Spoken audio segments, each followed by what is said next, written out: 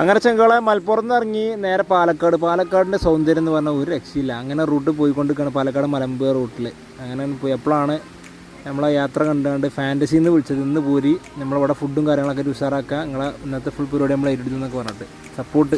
അങ്ങനെ നമ്മളെ ദിവ്യ ചേച്ചി വന്ന്, ദിവ്യ ചേച്ചി പറഞ്ഞ് ഞാൻ ഡ്രസ്സും ഇതൊക്കെയുള്ള സെറ്റപ്പ് കാണിച്ചു തരാമെന്നൊക്കെ പറഞ്ഞിട്ട് ഓക്കെ ചാവിയൊക്കെ തന്ന് ഫുൾ ലോക്കർ ഹെവി സെറ്റപ്പ്. എന്നാൽ പിന്നെ അങ്ങനെ ആയിക്കോട്ടെ എന്ന് പറഞ്ഞു. പ്രിൻ്റ് ലോക്കർ നേരെ കുത്തി കൊടുത്തു, ഡ്രസ്സൊക്കെ വെച്ച് നേരെ വെറുതെ ഒരു ഹൊറർ ഹൗസിലൊക്കെ ഒന്ന് കയറി. ഹൊറർ ഹൗസിലൊക്കെ കയറി ഭയങ്കര ഒരു രക്ഷയില്ല, ഗംഭീര പരിപാടിയാണ്. ഇപ്പോൾ നമ്മൾ ആദ്യമായിട്ടാണ് കേട്ടോ ഫാൻറ്റസി കയറണത്. അപ്പോൾ ഇന്നിങ്ങനെ അവർ നമ്മളെ യാത്ര കണ്ടപ്പോൾ അങ്ങനെ വിളിച്ചതായിരുന്നു.